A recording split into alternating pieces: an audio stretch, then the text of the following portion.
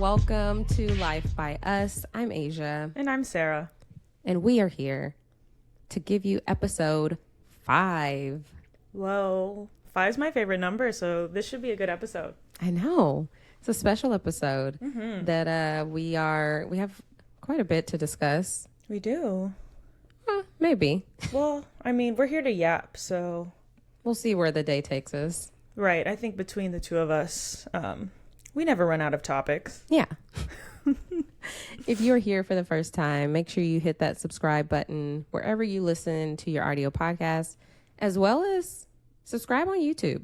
Life by Us. We really appreciate it. We really appreciate the comments that we get, the shout outs that we get. We really, really appreciate it. We do want to shout out, actually, a 5-star review that we got on Apple Podcasts that I was like, how sweet. Okay. This review came from Marissa Kate. It's titled A Breath of Fresh Air. I've been listening to Asia since 2020. I love getting a side of her that is not all about shows. Even though this podcast just started, I've been looking forward to the episodes every week because Asia and Sarah's natural banter really draws you in. Sarah, you are doing amazing and are a natural. I'm looking forward to more pods in the future. Oh, thank you. Did you hear that? We have good banter. We, our banter, it's similar to the new show we're watching. I Kissed a Girl. I Kissed a Girl. "Ah, the banter. She's a bit of me."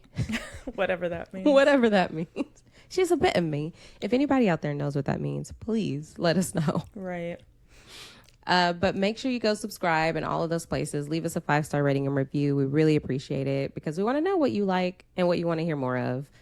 Because we're here just because we're having fun doing it. We are. And I want to say, we surpassed 100 subscribers on YouTube, which is super exciting.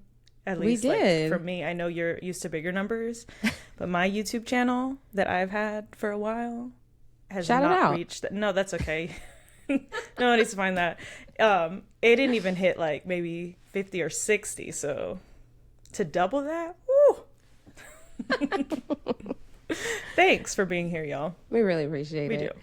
Yeah, so I know last week we touched on how they were meeting with the WNBA. They were trying to decide what was going to be the new CBA. Mm-hmm. And ladies and gentlemen, they signed off on it. If you follow me on Instagram, you would have seen me post a reel, or if you follow our YouTube channel, you would have seen the short with me showing the new updates. So I guess just high level, going into this next season of the WNBA, which will start May 8th, the new salary cap is $7 million. Wow. Which is still not enough, but like... It's progress. It's progress, and I will say the jump in numbers is like the biggest percentage in any type of like sports deal history. Mm-hmm. Which is crazy to say, it being still as small as it is. I know. But progress. I know. But it used to be, just to give you a comparison, it used to be 1.5 million was the max. Now the max is 7 million. The minimum salary has moved from 66,000, which is like the equivalent of like a entry level corporate job. So it went from 66,000 as the minimum salary to now 300,000. 66 is crazy to be a professional athlete and work and make the same as someone at a desk job. Yeah. Look, I used to play basketball. We both did. But who played in college? One of the deciding factors for me. Yeah, you played in college. I played intramural in college, which is all, hey, if you want to go have fun, there's this league for you. My league was basically like that. We were so bad. So, when I was deciding which route I wanted to take, there was a pivotal point after my 9th grade year of high school where it was either continue to play in the band or continue to play basketball. And so really I was having to decide, what did I want to pursue really in college? Where did I see my career really going? So I knew, okay, if I pursue basketball and 100% commit to basketball, I may end up at a college where that's the only place that will take me, right? At the time, I was 5'4". Right now, I'm 5'4". I'll take 5'5". Anyways. So I was having to decide which path to take. And one of the deciding factors was the fact that the WNBA, I could be making the same working a desk job. Mm-hmm. I was like, why would I pursue this path of putting my body through all of this, like having to work 100 times harder, especially for my height, to be successful, when the outcome was, oh, you get drafted to the WNBA and you get to make $50,000. You know, I was wondering why you were taking this story, and now we have arrived. That's why you switched to band. It was because the WNBA's pay was so little. Exactly. Okay, I get it now. It all ties back to the French horn. So I'm so glad that it's heading in the right direction. They made this decision and with generational wealth in mind. Mm-hmm. And these women are going to be making more than they ever have in this league. And also, they are having back pay for WNBA players who have retired, the women who have paved the way to make this league possible, which I think is really cool. Yeah, I was wondering. So that's really cool with the retirees, and it's based on how long they did play in the W, what money that they would be receiving. But I also was wondering, with all of these rookies, like last season's rookies or the rookies that were rookies in the past 2 to 3 years, are their contracts being updated with this? That's unclear. Paige, Angel, Caitlin. I would assume so. I could just be like talking out of my ass, but just based on like, I don't know, we saw news of like Asia being the first person to sign. Asia Wilson, not me. Right, not you. I think they knew that. That would be such a great surprise for the podcast. Right? That you signed with the Las Vegas Aces. The highest, first to know. The highest contract in WNBA history. Yeah. Mm-hmm. But yeah, I'm excited that this is final. Like, the negotiations are done. These women can sleep. Yeah. Excited to see what happens in the next like handful of weeks, because the season's going to be starting soon. The majority of the league is a free agent, so I expect to see a lot of chatter about who's going to sign with who. Yeah, exciting all around. It's going to look so different across the board. Yeah, I can imagine what it feels like to be one of these women right now that like, okay, cool, we're getting paid this season, but like a lot of them don't know where they're going to be living this summer. Right. Like, imagine you're like, oh, I got a job, I think. Somewhere. Where's it going to be? Could be Toronto. We don't know. Not even just U.S. Right. We're going to Canada. Yeah. So, yeah, I hope they get that part squared. They have the dates locked in, so it'll be very exciting to see that so much is happening in April. They have so much to go through the expansion draft. Mm-hmm. We got there. It's a tongue twister. Expansion draft for the Portland Fire and the Toronto Tempo. Mm-hmm. So very excited to see what those teams are going to be made up of, as well as all of the free agency, like you mentioned. The average salary is going from $120,000 to $600,000. The average salary. The average before was $120,000. When Bronny James, I think the graphic that I saw was that Asia Wilson will be making almost as much as Bronny James heading into this next season. And if you don't know, in the WNBA, there's a guy named LeBron James, and he has a son named Bronny James, who now plays for the Lakers with him. Mm-hmm. Bronny plays a couple minutes a game. But then he also plays in the G League. The G League. Yeah. The development league. Yeah. So, which I wonder why they changed that. It used to be the D League. It did. I don't know. Yeah. I don't know. So I don't pay attention to that league personally anymore. So anyway, we do go to Rockets games though. We do. Yeah. We support the home teams for sure. Yeah. Rockets, Astros, Texans. Oh, come on. I will drive up to Dallas to go to Cowboys games. It's a point of contention in our relationship. Not really. But we're just so excited that this is the case. And we're going to that preseason game in Austin. We did buy tickets to the preseason game of the Aces versus the Wings at the Moody Center in Austin, which is the same arena that the Texas Longhorns play. Hook 'em. Every time we go for a walk and Sarah sees somebody with some Texas Longhorn gear on, she goes, hook 'em. But not loud enough for them to hear. No, it's like under my breath. I like to say it loud and proud. And then it's such a quick interaction that people are like, wait, what? Oh, hook 'em. Right. And like, I don't feel like talking to strangers all the time.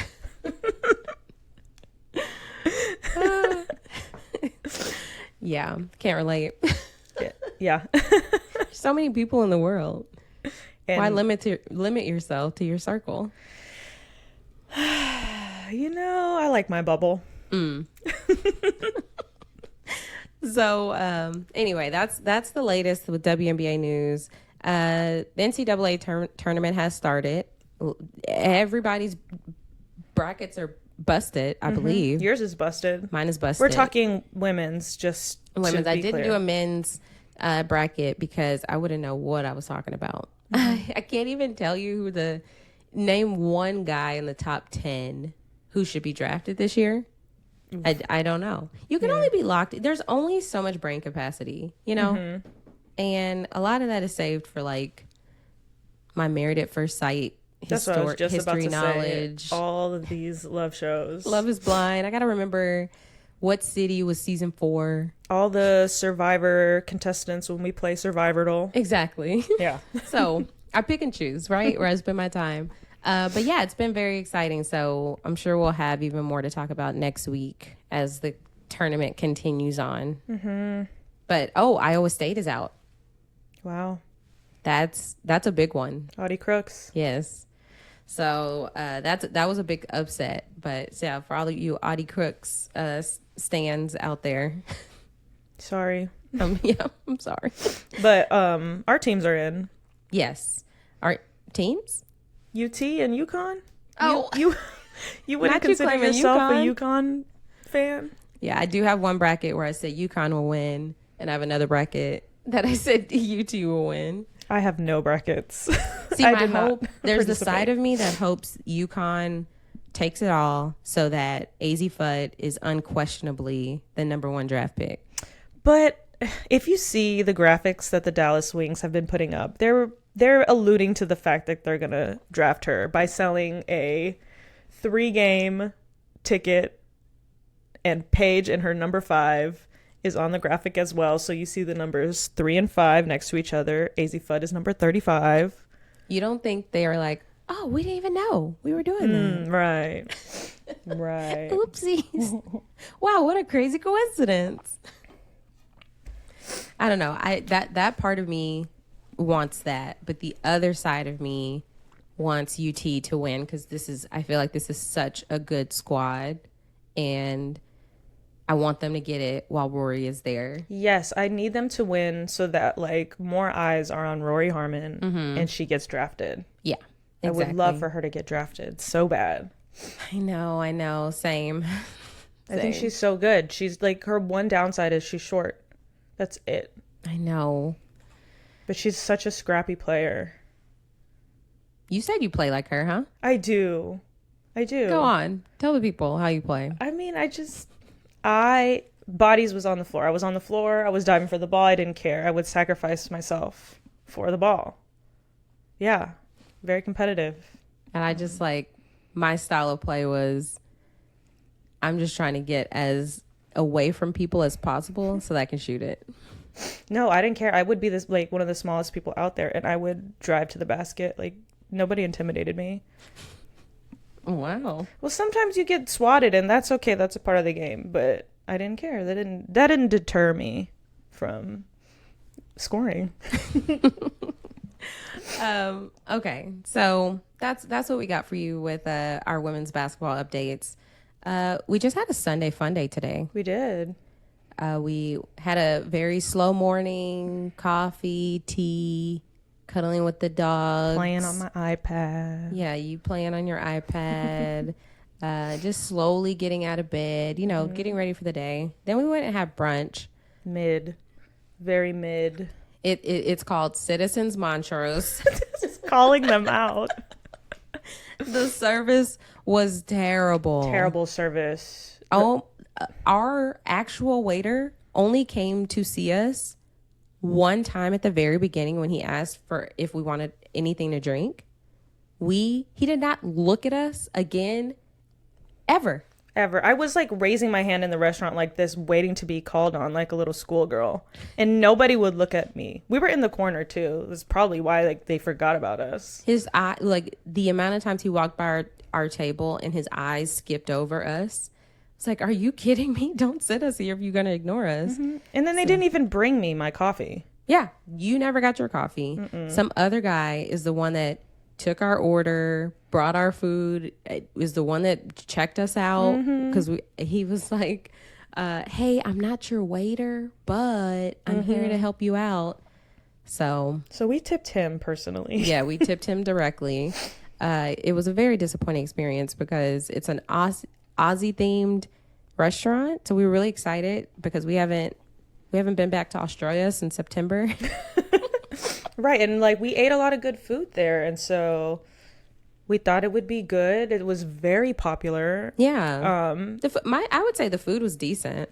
Yeah, it was just like for the price, it was mid. Mm-hmm. I'm not gonna say it was bad food, but for like the price point that it was, I expected it to be better. You had a really good pancake. The pancake was nice and fluffy, I will say. I think we have no plans of going there again. No. But if I did, it would have to be during the week. And just get the pancakes. Pancakes. Maybe even get it to go. Maybe, yeah. I was really disappointed it being like an Aussie place and them not having sausage rolls. Yeah. That was our favorite. Sausage rolls are so good. Yeah. And a lot of Americans don't know enough about it. And we're missing out. If you haven't had one, you're missing out. It's so good. So good. That's your homework, guys. Look up sausage rolls, make them from scratch. I haven't seen anywhere around here in Houston that we could get a sausage roll, period. Right. I'm going to probably have to make some one day for us. Probably. I've had plans too. I've just not bought the ingredients. Okay. Absolutely. We need them. Yeah. And then where did we go after that? Then we went to Home Depot. We did. We had to get some, we had to get a filter for the refrigerator. A filter, we got some light bulbs. Got some light bulbs for the lights. Where else would we put the light bulbs? And what else did we do? Went to a little bakery that one of my clients told me about. Yeah. It was actually like, I don't know, hidden really under cute. our noses. It wasn't far. Yeah. Like 5 minutes from here. Mm-hmm. Got a loaf of sourdough. What's it called? Jane in the Wild? Jane and the Lion Bakery or something like that. Jane. I'm sure if you type up Jane Bakery, you'll find it. Yeah. It's in the Heights. And then we ended our field trip at Bahama Bucks. Which is an amazing snow cone place. Mm-hmm. Never disappoints me. The only time I'm disappointed is when I order too much. I haven't been in a while and I forgot that the small is a big boy. I need a baby. They have a baby size. I needed the baby size too. We ate probably maybe half of it. Yeah. We both didn't eat half. And so next time I know, because in Houston, a lot of like popular places aren't inside the loop. Mm-hmm. So like the chains. Yeah. But the best part about Bahama Bucks is the ice. It's so soft. Mm-hmm. It's not like other snow cone places where they just crunchy ice. So good. It's a good texture. An appropriate amount of syrup. Like it's not too sickly sweet. Yeah. Yeah. It was really good. Like the perfect hot afternoon treat. Yeah. So, what? I wanted to introduce a new segment to the pod. Okay. I don't know if you're okay with that. I'm more than fine. Okay, just because there's just a lot of negativity going around in the news or just in life in general. I wanted to bring some levity to the pod. And we can share what was the funniest thing that happened to you this week. See, just the question alone is having you laugh. Yeah. Okay, for me, you already have your answer ready? I think so. Okay. Okay. So for me, so there's this really cute, adorable little boy on TikTok who his name is Acer, and he has to live in across the pond somewhere. Yeah, across the pond somewhere. We can't pinpoint his accent. And he watches this show called Countdown, where it shows you 6 numbers, and then you have to do a mathematical equation in order to get the random number that's selected. So let's say you get, 1, 2, 3. It's not that, but they have a random assortment of numbers, and the end goal is to get the number up there in under like 30 seconds. And Acer is always so impressive because he does it like so quickly. I think the TikTok name is like Daddy LMG. It's his dad's account, obviously. So Acer will do it so fast, and he'll see the numbers pop up, and he'll like, easy one. And he makes me feel so stupid because after he says that, I pause it and I try and like do the math to figure out the answer, and I can't do it. And then 3 minutes later, we're like, let's see Acer do it. Right. But he is so fast that he's able to figure out the answer, explain it to us. He'll be like, I think I've got it. 75 divided by 3. And then he figures out the answer. So anyway, we were doing it together. I showed her one of Acer's videos. We paused it when the number was revealed before Acer does the answer. Yeah, so we try to solve it first. And I said, I think I got it. She's like, what? I said, okay, 4 times 10 is 400. Excuse me? And she started laughing so hard. And I didn't even realize it. Like, for me, 4 times 10, 400. Keep it pushing. How do we keep it moving? You tried to keep it pushing. I tried it. I was like, why are you laughing so? I realized 4 times 10 is indeed not 400. So that was a good laugh. And I think the funniest part about that, you did it again a couple days later. Yes. 4 times 10 is 400. You didn't even realize. You see this big number that you'll see like, oh, you got to get to 983. And I'm like, okay, times 10. So anyway, that's testing my simple math skills, which at work, look, I use that calculator like it's going out of business. I will pull it up for the simplest of math. So Acer is really impressive. So y'all go check him out. He is. I used to think I was good at math. I think I still am, but I'm bad at simple math. No, Acer is brilliant. You can't compare yourself to him. Right. I can't do calculator math. I can do like solve for X. Give me that. I can do that. But like, that's even more impressive. That's algebraic. Right. That was a big word for Elmo. You ready to hear mine? Yes. I found out something new about you. Oh gosh. Or something that you didn't know. If you follow me on Instagram and have seen my stories, you'll probably already know what I'm going to talk about. But Aysha didn't know that. Wait. Tell the story. Okay.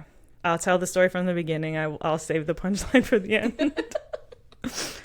We went to the grocery store and I got some prunes because I myself have never bought prunes. I used to eat prunes. Prunes were my go-to when I just needed some help. Mm-hmm.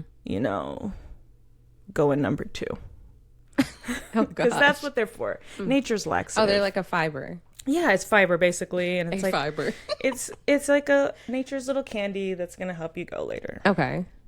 And so I opened them up. I said, "Oh, you want to try one?" You're like, "Sure."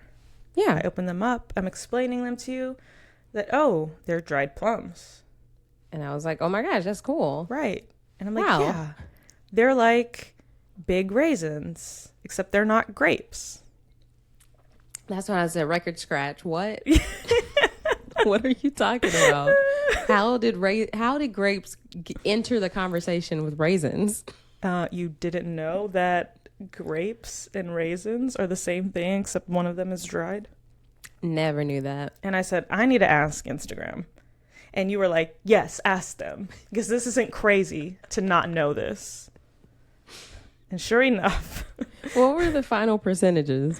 It was like 85-15. Okay, 15% out there, just like me. But what's the I'm crazy not an part? anomaly. The crazy part is both Aston and your mom knew.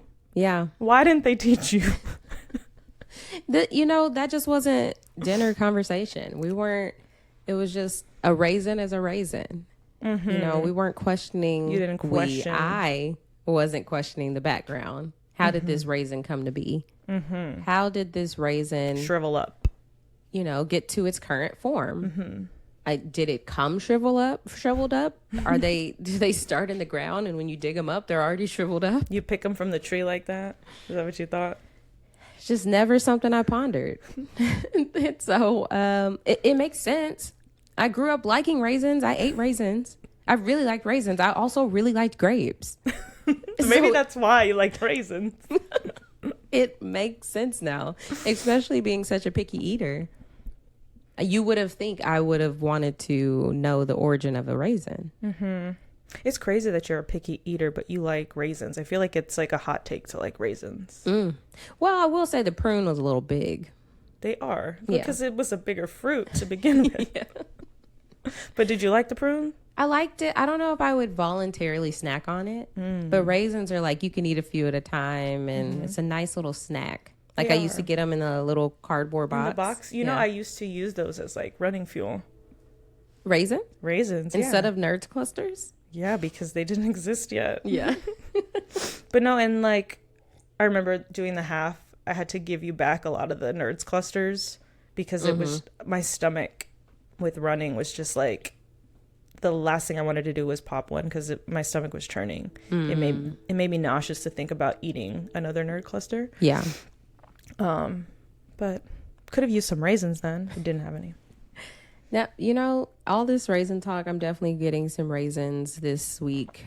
I should make on some a grocery run. Oatmeal raisin cookies. I love oatmeal raisin cookies. That is my go-to because I don't like chocolate and I also don't like cheese, but I do eat pizza. But since I don't like chocolate, and chocolate chip are always the most common cookie, and sometimes people's sugar cookies aren't spot on. I do love a good sugar cookie, but you can't trust everyone's sugar cookies. But oatmeal raisin, so good. Yeah, I think my hot take. Granny's cookies, you get it like the what is that? Granny Smith. No, that's an apple. That's an apple. Oh God. There's a package of cookies. I don't know. At the grocery store, or not at the grocery store, gas station. Oh, I definitely don't know. That are packaged, maybe like 2 to a package. I think they're called Grannies. They might be. And they have oatmeal raisin, so I would get those. I was gonna say my hot take about cookies is oatmeal should be in cookies more. That's a fair take. That's fair. Yeah. I mean, yeah. I've shared that before, and people are like, "Whoa." I think that makes the cookie more valuable in your like day to day. Like it can count towards some macros if it had oatmeal in it. Yeah, I like the added texture. I would rather have for added texture oatmeal than like a nut. Yeah. So that's our great segment. Thanks. Now I'm gonna look for something fun to happen this week.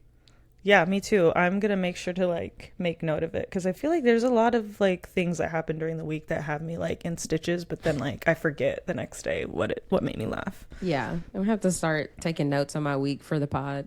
But isn't that like a fun note to have? Is just of like all the funny things that happened that week. Yeah, like what brought me joy today. Exactly. One day this week, something that brought me joy was Pepper working on her treat, and then she like moved her head, and so the treat got tossed across the room, not that far, a few paces away, and she was like, where did it go? And then she couldn't find it. And she was like, Mom, where did it go?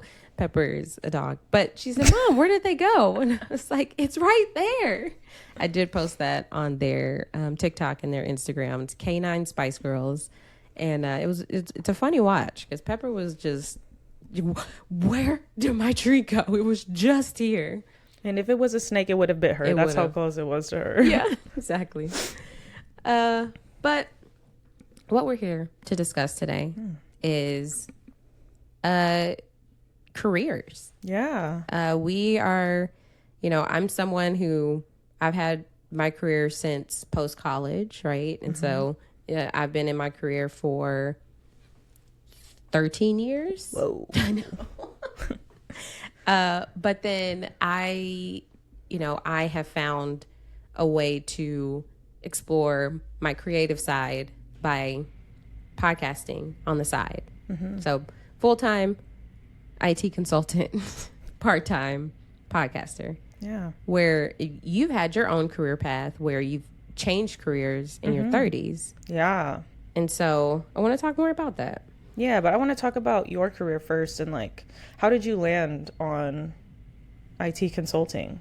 Like, how did, I know but like tell our audience, like, did little Aysha always wanted to be an IT consultant? Or how did you stumble upon that? How did you discover it? Yeah, well, yeah. So in high school, I really enjoyed the computer class that we had. I think it was called BCIS, Business Computer Information Systems or something like that. Really enjoyed that class. I've always been a fast typer. I learned how to type at a very young age. My mom was my 4th grade teacher. And so I spent a lot of time at school, a lot of time at elementary school for sure with her. And so I would do this little like ghost game where I was typing, and I was always improving my typing speed. You didn't play Mavis Beacon? Mm-mm. Whoa, okay. Yeah, it was a ghost. Interesting. So I would just keep going through all these levels of this ghost, and so I always knew I loved computers. And when I was trying to decide what college I wanted to go to, I did end up at the University of Texas at Austin. Hook 'em. When I was deciding, I was looking at like, hey, what are the top business schools in the country in Texas? I did want to stay close to home. And that's how I landed at UT because we were always top 10. Our business school was top 10. So I knew, okay, I want to go into business because I wanted to make money. So I didn't know how I could make money in what I was into creatively, which was playing my French horn. And yeah, that was it at the time. So then when I got into business school, I majored in management information systems, loved it. And I liked that MIS was the in-between between the business and like the computer science people. So I was like, if I could find a career that is exactly this, what I'm majoring in, which the likelihood of doing exactly what you majored in is so low, but I was so determined to find that. But even then, my full-time, so I had that in my like coursework, right? On the side, I was editing videos for my sorority, editing videos for friends. I got into editing and just doing more technical stuff. Really enjoyed it. It's like, this is fun, but I just don't know how to apply fun to work. And so ended up finding the internship that I got after my junior year at UT. I ended up working there full time, still not in an MIS related field. I was doing like invoicing financials, hated it. And I was like, okay, but there has to be something here. And that's when I found Workday, which is the system I work on now. Wait, is that why you hate payroll? Sorry. I don't know. You hate the payroll That was side. a little different. That was a little different than like payroll. So then when I found this and I was actually good at it and I really enjoyed learning something new every day. That's what motivated me every day at work, was learning something new. I was like, okay, this feels good. I had goals and I was a manager and I did all these things that were, it pushed me to do better every day, and which fulfilled me in that way. But then I had this like creative void that I wasn't feeling. And so that's how I got involved with, I did have a podcast even before RHAP called According to A. It's not out there anywhere, so y'all can't find it. Sorry. it has been wiped.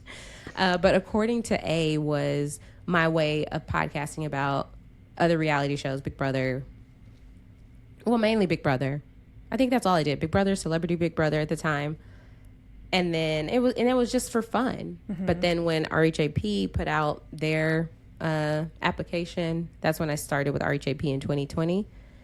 And the rest is history. And I guess in parallel, I continue to be good at my job. I changed jobs only twice since my first job. So I was at my first company for like 10 years. That's very like unmillennial of you. I know. I was trying to defy the odds, and I was like, my whole goal when I started working there was I don't want a bunch of different companies on my resume. For one, it's probably a nightmare to update. Mm-hmm. Two, onboarding and doing all this stuff. I can imagine doing that multiple times, and I thrive on like the relationships that I build at work. And I have so many relationships from my first company, weddings I've been in. So I've only changed jobs twice, but it's been something that I've now I have so much knowledge in that field that it's just like I'm fine balancing that so that I can continue to live the lifestyle that I want. Mm-hmm. But then also being able to explore myself creatively with the podcast. So your full-time job isn't necessarily your passion, but it pays the bills and it pays for your lifestyle and the fun. So you don't dread it. Right, exactly. And I think when I did start, that's the reason I changed my jobs twice or changed companies twice, was the moment I felt that dread when I'm like, oh, I gotta go to work tomorrow. I'm like, I can't be feeling that way. I can't. We spend way too much time at work to dread it every day, was my mentality. Yeah. And so as soon as I reached that point, I was like, I have to explore my other options. And now I'm in a place where I have work-life balance. I learn something new every day. I am motivated to solve problems. Like in its essence, my job is just solving problems, which is fulfilling because you solve the problem, and that's like a ding. Scratches that itch in your brain. Yeah, exactly. Yeah, I get that. But with you? But with me, I had like a different route. I going into college, there was a couple of avenues that I wanted. I wasn't one of those kids that changed their major like 5 times. I technically changed twice. I was pre-PT. I wanted to be a physical therapist. And one summer, I shadowed one of my mom's friends who happened to work at a nursing home. And I was like, ooh, I don't think I can do this. And to be fair, I don't think I would have gone into that. I went into PT, wanting to do like sports rehab type of stuff because that just aligned with me at the time, was very like ball is life. And I had been injured before and had to sit on the sidelines in rehab. So I knew that mentality of like wanting to get back out there. And so I wanted to help people in that sense. But my advisor sucked, and I would have had to be a 5-year senior in order to graduate. And so I switched majors. I actually graduated with general studies, my bachelor's in general studies with the emphasis in biology. And I had like all the prereqs to do anything in the medical field because I knew I wanted to be in the medical field. So I scratched the PT idea, and I was like, I need to do something. Thought I wanted to do optometry. That's eyes, right? Yeah, that's an eye doctor. Okay. I think I would be really good at 1 or 2. 2 or 3. Do you even know that? You don't wear glasses. You don't know this. No. Well, everyone else is listening. I had an eye test. I get a free eye exam each year with my insurance that I've probably capitalized on like 3 or 4 times in my 13-year career. I could have done, I feel like I would have been a good optometrist, but then I was studying to take the OAT, which is the MCAT equivalent to optometry school. Oh, I've never heard that. Yeah, optometry admissions test, OAT. And it's physics heavy, and that was like my worst like science. Like I like science, I like math, and the math and physics is so like my brain doesn't like it. How are you with chemistry? I'm okay with chemistry. It I wasn't felt my like favorite, chemistry but... was like math based. Yeah, I liked organic chemistry because I remember when I took it, they gave us this little kit of elements so you could see the 3D model of like the elements or whatever organic compound you were building, and that was helpful for me to learn. But yeah, I didn't want to pursue optometry anymore because I realized, like, do I want to go to school for like 4 more years and then bring on all this like debt when I'm unsure? And then I stumbled upon like the lab. It was a 16-month program, and I would, go through the 16-month program, get a certificate, and then take my board exam, and then I could essentially work at any hospital I wanted to. What appealed to me about the lab was it was behind the scenes, because I had spent, I guess, a whole year actually, right out of college being a scribe in the ER. That's why we can't finish the pit. Yeah, we watched the pit, and she's like my translator because she knows what they're talking about on the pit. And it's too realistic, so we've seen a couple episodes. Yeah, that's why I thrive in Grey's. Yeah, it's all about the drama. I'm one of the 10 people that still watches Grey's Anatomy, and I enjoy it. Even I've fallen off. I just update you from time to time, like, oh, Teddy is whatever. Like, what is Owen up to? Teddy's dating women now. Oh, I didn't know that. Yeah, and so being a scribe in the ER, I knew I didn't want to be a doctor. And I knew being so patient-facing was, like, not my jam. I don't know, the introvert in me was like, ooh. Because it's like, some patients are really difficult. Understandably so, because a lot of the people that are there are, like, really in dire need of help. And so I said, I'm not going to do anything patient-facing. The lab is all behind the scenes, but then I get to be like a cog in the healthcare wheel and feel fulfilled that way. And that MLS program, Medical Lab Sciences program that I was in, was the worst 16 months of my life. It was so unnecessarily hard. What year, like that 16 months, what years were that? Oh, that was that? I think I entered in 2016 that summer, and then I finished fall 2017 and got a job like a month after I sat for my board exam. So still like 4 years after you graduated college. No, I graduated in 14. 2 years. Yeah. Sorry. I didn't skip the first grade. 2 years after you graduated college. Yeah, 2 years. I told y'all, that's simple math. If I had a calculator in that moment, you would have got there. Yeah. Yeah. Yeah, and so I got my job. I started working, and it was great. I was making big girl money for the first time. I wasn't like reliant on my parents for like living expenses, or I finally spread my wings and was like truly on my own, and I felt so relieved to be working. But I was working the night shift, 5 days a week, 8-hour shifts from 10:30 p.m. to 7 a.m. Monday through Friday. And to be social on the weekends, I'd flip my sleep schedule.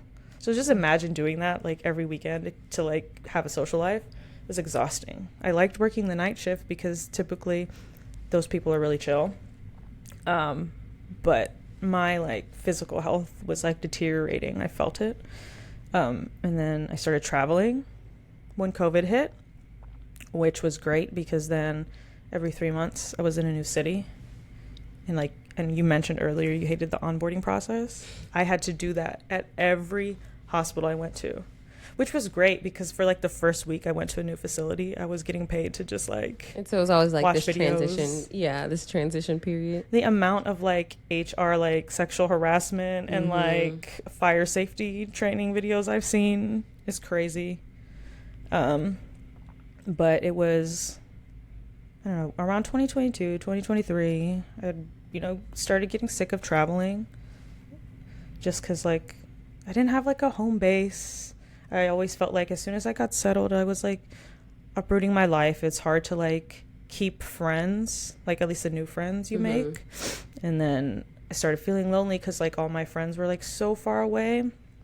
And so I had it in the back of my mind of like, what did I want to do? I want to do something else, because this can't be the rest of my life.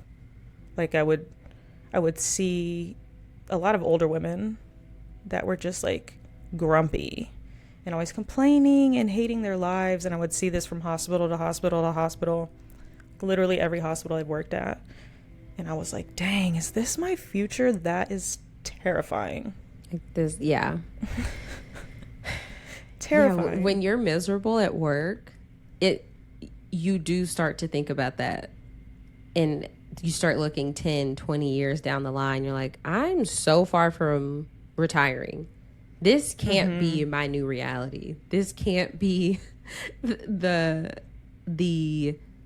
constant in my life, and just having to live for the weekends for the next 30 years or so. Yeah. Like there was a point, I can't remember how long ago, but I saw something. I saw something online that triggered this mentality for me, was how we have gotten so conditioned to live for the weekends. And I realized, I need to maximize my weeks. Yeah. I need to have something I'm excited about on a Tuesday, on a Wednesday, on a Thursday. For me, it's more fulfilling to have exciting things happen during the week, because then we're not confined to Saturday, Sunday. Saturday, Sunday for me. Sunday, Monday for you. Me. So, yeah. Yeah. And so at the time I was doing a lot of like introspection, doing a lot of journaling, and this group that I met with on Zoom to journal, we had this like retreat where I met like 8 other women, I believe. I went to Croatia by myself in the countryside and had like an amazing time. Živeli. Cheers. Where is we that? Don't need a tattoo tour. First tattoo tour. If you're watching the video version, really you see. But yeah, she has a Živeli, which is cheers in Croatian. Yeah. To commemorate. Give me my arm. Give me my arm back. That hurts. No, to commemorate like my time there, and really during that trip is like where I discovered Ikigai, and I like found my purpose, and really gave me the courage to step out there and become a barber. Because I had thought about it for a while. I was cutting my own hair at the time, and I was like, oh, this would be cool, but like, I don't know, changing your career in your 30s is scary. Yeah. And so what I found really helpful was one of the journaling exercises that we did was we filled out this Venn diagram. I love a Venn diagram. Watch out, Tevin. She's coming for you. Venn diagrams are just, how the circles and the overlapping.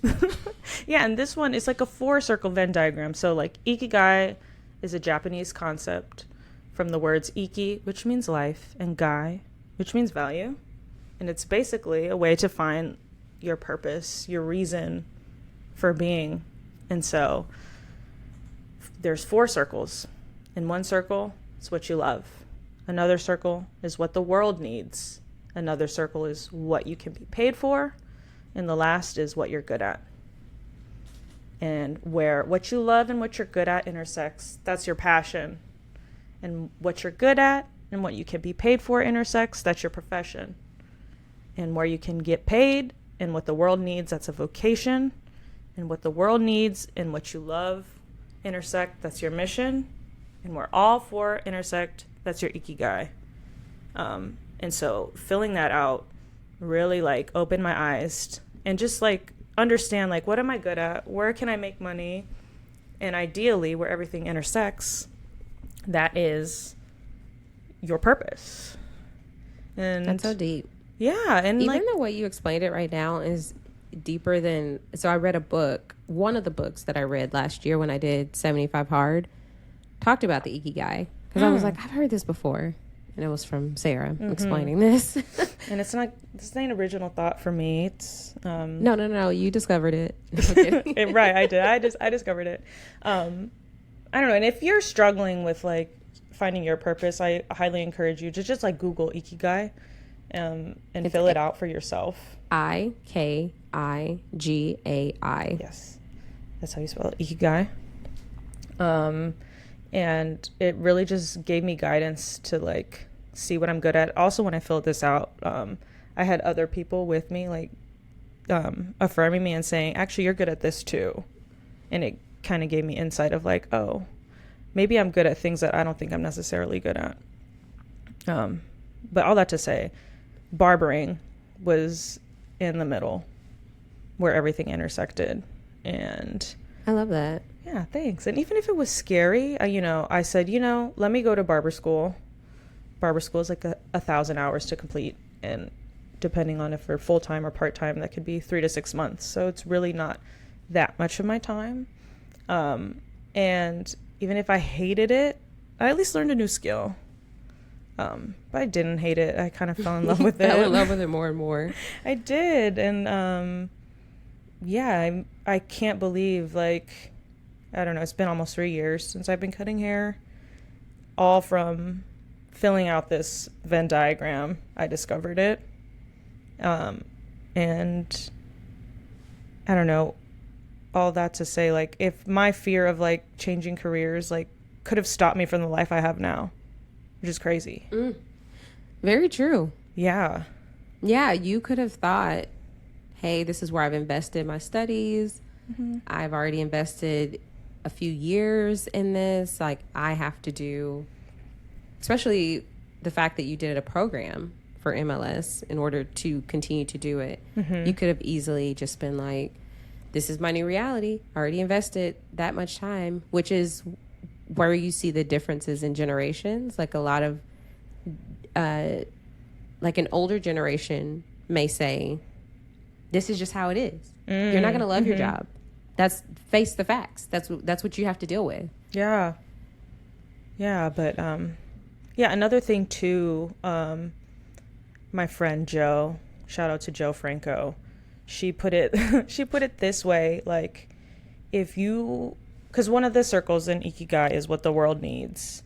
Like, if you're not following your purpose, you're doing the world a disservice along with yourself. Yeah. So you should pursue that, because you're holding everybody back by not pursuing it. Yeah. Now you have me rethinking. Uh-oh. You're going to change careers in your 30s? Right. My Ikigai is separated, because I would say, for me, my career is what I'm good at, what I can get paid for, and what the world needs. Because there are not a lot of people. I mean, yes, there are a lot of people that are in this field, but there are a lot of people who don't want to do it, right? So you need people who are going to do configuration, right? Or help people with configuration. But for me, podcasting could be in the center, actually. So you're saying if we can monetize all of your podcastings, you would be like fulfilling your Ikigai to my current salary. Right. I took a pay cut. Very true. That is true. It's tough. It is one of those things where, even if you discover what your Ikigai is, there is work still to do. Like, for you, you had to figure out, okay, yes, barbering is the path, but how do I get there? Because even once you had your license, it took some time. Yeah. We got together right when you were about to get your license. Yeah, I didn't have my license yet. Yeah, right when you were about to. And then you had to go on the search for the right barbershop. Like, what was a good fit? You didn't want to just go anywhere. No, because the first place I thought I was going to work would not have been a good fit. Not at all. So and it's, everything works out how it's supposed to, because the barbershop you're at now is, shout out to Cool Dog. It's really wild, just the amount of just crazy coincidences with people in that place, and the path that the barbershop is on in terms of just goals you have in your own life. And it's really cool. The location is perfect. I think everything served its purpose in my life. Like, even all the years that I was in the lab. Like if I didn't pursue that profession, I don't think I'd have the opportunity to be able to travel all over the United States and spend all this time in all these different cities. Yeah. And like really like do the deep introspective work that I did while I was traveling. Very true. And yeah, to end up here, like I think everything needed to happen. Wow. Whoa. Hopefully, yeah. I wonder. Yeah, I if people have heard of the Ikigai before, have they actually acted on that to make that their, what do you call it? Would it be not your life's mission, but your purpose? Your purpose. Okay, yeah, your purpose. It's really cool to think about it in that way. Do you know what? So with the Ikigai, you see like vocation, mission, passion, profession. With the vocation, what would that be? What the world needs and what you can be paid for. Right. So like I feel like what I was doing was my profession and my vocation. Where like the world needs people to get your lab results. Test blood samples. Yeah. Because if there are no lab results, then the doctors can't make a diagnosis. And I got paid for that. So yeah, I think that's a vocation, but it's also a profession because I was good at it. Yeah. Yeah. Unfortunately, I was good at it. Unfortunately for my former employer, I was good at that. And he had to replace me. Unfortunately. That's how we say it with the dogs. Unfortunately. But yeah, I wanted to touch on this and just really share my story because I remember being lost and that feeling of being stuck in a job, and it's like kind of icky. And I know I'm on the other side now, and it might seem like, oh, that was easy. But that took years. Because even to like be able to pursue barber school, I had to have a lot of money saved so that I could afford to like pay for school, pay for living expenses, pay to like cut back on work hours. Like I was living off my savings. And yeah, it's not easy, but Ikigai really was like a tactile like worksheet really that I filled out to have me discover like what path I should take and feel good about like making that jump to make a change. Oh. Yeah, and I know I feel like this makes it very practical in order to kind of put words, or I guess put your thoughts into words, into actions, because at church I hear all the time, like, find your purpose, right? But how do you do that? You know, there's so many personality tests and things you can fill out to figure out what type of person you are, but in order to actually get to the actionable thing and put your thoughts into words, I found that this is very helpful. Yeah, it's not like, oh, here's where you need to be, here's what you need to find, but like in church they'll tell you, but they don't give you those actionable steps to take in order to find that. But this, we'll touch on that someday. Oh yeah, we got a lot to talk about there. But yeah, I hopefully somebody, if one person is able to benefit from learning about this, that would be super cool. Oh yeah, super cool. And if you resonate with any of this, like, please let me know. Love to hear from you. Yeah. All right, we are nearing the end of our yap session. So what are you watching? You touched on it earlier. Watching I Kissed a Girl, which is a sapphic love show where they have 10 women. They have them paired up, so there's 5 couples, and when they first meet, they kiss. They kiss. They can't even say hi. They don't say hi. They don't know the name of the person they're kissing. They're just kissing them. Yeah. And some have chemistry, some don't. Yeah, and the way women move, it's fast. So there's already a lot of drama on the first day. Yeah, we're only a couple episodes in to season 1, and they did already announce that season 2 is dropping in 2026. So we'll be prepared. Yeah. And we can talk about it on the pod. I like how it's across the pond, so everyone has an accent. Yes. And so that's fun. And to them, we have an accent. Right. And, I mean, apparently I come off countryer than I know. You do. I told my friend, was the end of last week, I was like, what y'all been up to? She was like, what y'all been up to? I was like, did I sound like that? Yes, the answer is yes.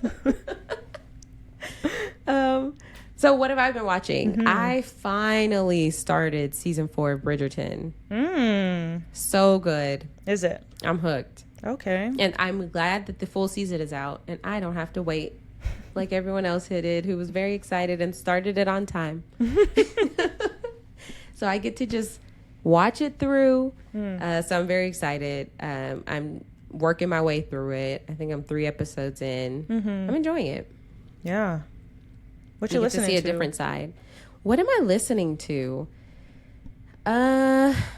We touched on Harry this week. There was a new song that we heard on TikTok that now I want to go back and listen to her album, Sienna Spyro. Oh, yeah, you played that yesterday. The song was Die on This Hill. It's been like trending audio on TikTok, but we went and listened to the whole song. Really liked it. So now I want to explore her music.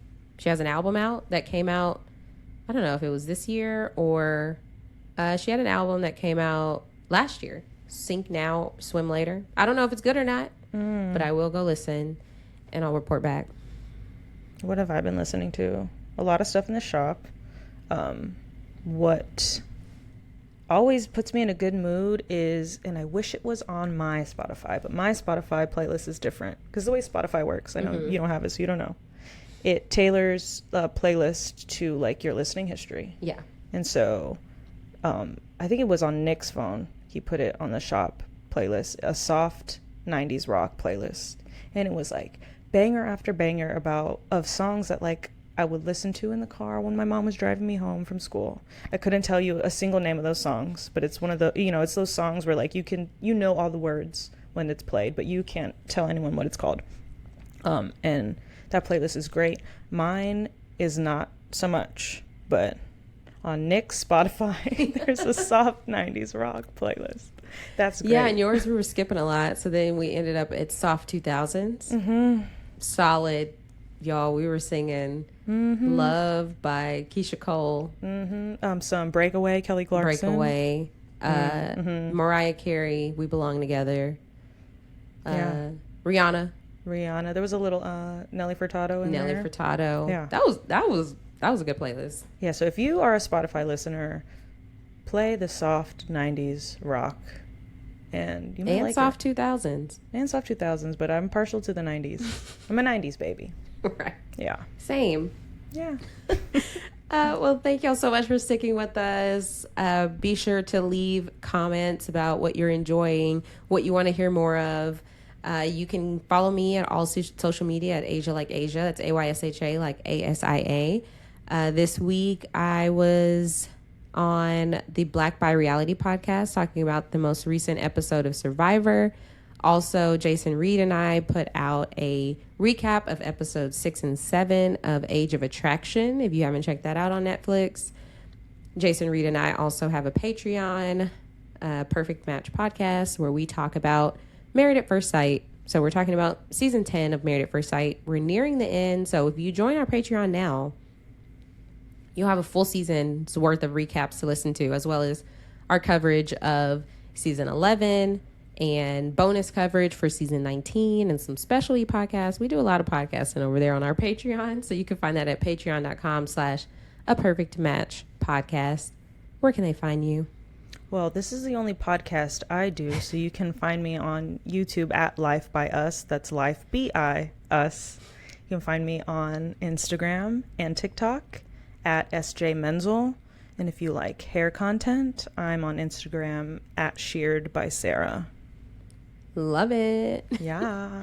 Thanks so much for listening. We appreciate y'all more than you know. And we will see y'all next week. Bye. Bye.